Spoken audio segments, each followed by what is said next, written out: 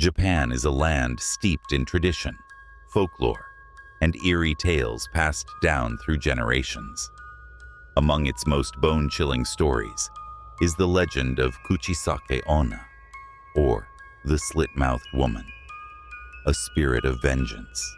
Her twisted smile is said to haunt the roads and alleyways of towns and cities across Japan. Her presence was first recorded in the Edo period, though modern sightings surged in the late 20th century. In life, Kuchisake-Onna was a beautiful woman whose allure brought her both admiration and jealousy. Some say she was the unfaithful wife of a samurai who, upon discovering her betrayal, mutilated her face as punishment. Others claim she fell victim to a jealous rival or a botched medical experiment. Whatever the origin, her grotesque fate bound her soul to this world, turning her into a malevolent spirit seeking vengeance on the living. She appears on dark, empty roads, concealed by a mask or handkerchief and armed with a blade. Her game is simple yet horrifying.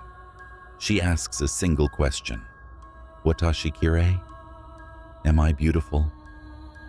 But this question is a deadly trap, and the answer you give may decide your fate. A chance meeting. Aya was a 23-year-old university student living in Nagano, a quiet town nestled in the mountains. One chilly autumn evening, she stayed late at the library, losing track of time as she prepared for an upcoming exam. By the time she stepped outside, the streets were empty, and a dense fog had rolled in. Aya hesitated at the library's steps, clutching her bag tightly. The bus stop was a 10-minute walk away, but the road was eerily silent. Shrugging off her unease, she started walking.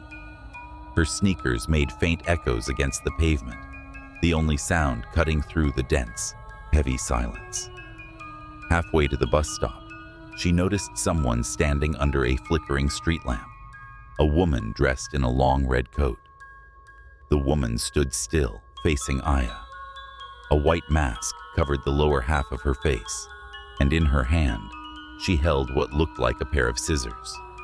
Aya slowed her pace, unsure whether to cross to the other side of the street. But before she could decide, the woman took a step forward. "Watashi kirei?" the woman asked, her voice soft but cold. "Am I beautiful?" Aya stopped.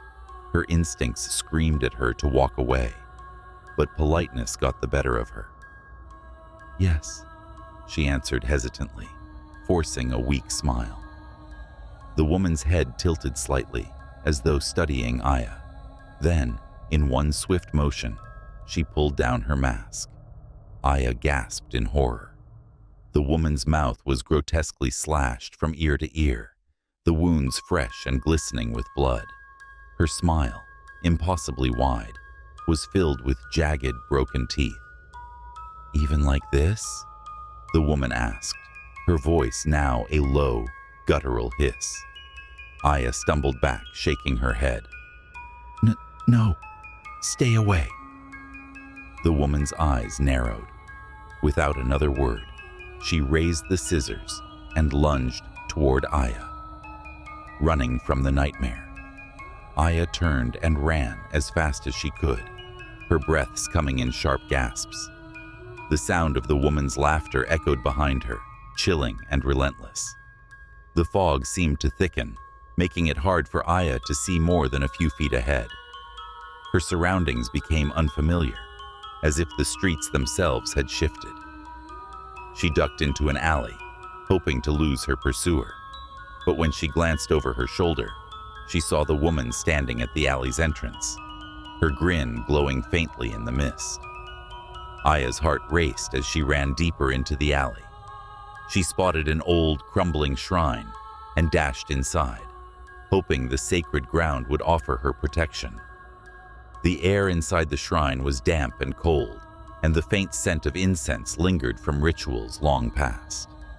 Aya crouched behind a wooden pillar, trying to calm her breathing. The shrine door creaked open. Aya froze. The woman's voice echoed through the room, soft and mocking. Watashi kirei.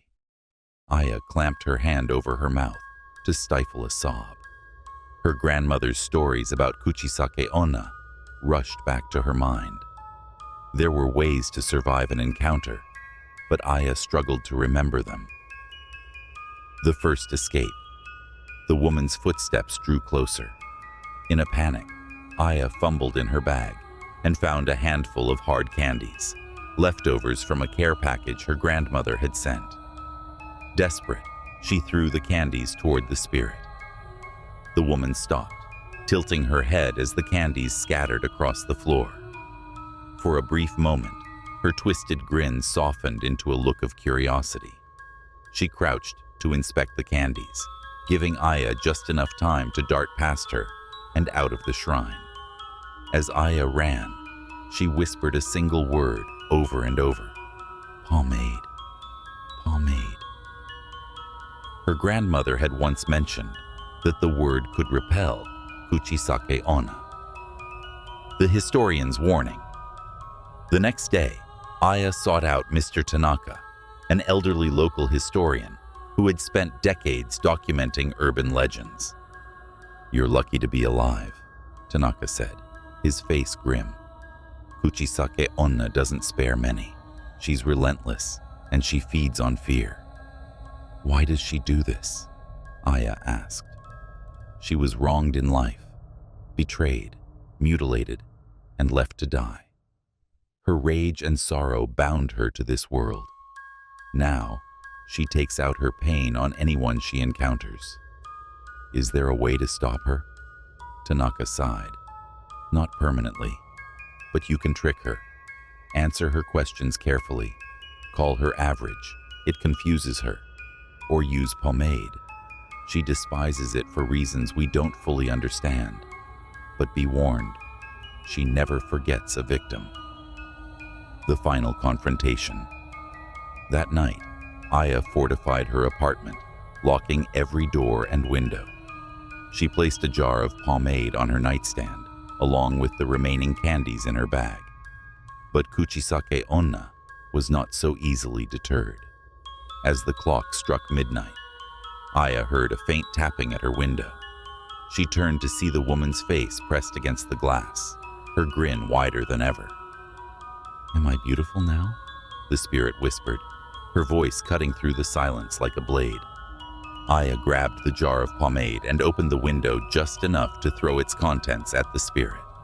Kuchisake-Onna let out an ear-piercing shriek as the pomade splattered across her face. Her form flickered like a dying flame before vanishing into the night. Aya collapsed to the floor, trembling but alive. A warning to all. Aya knew she had been lucky, but she also knew the spirit wasn't gone forever. The legend of Kuchisake-Onna is a cautionary tale, one that reminds us of the power of vengeance, the price of betrayal, and the thin veil that separates the living from the dead.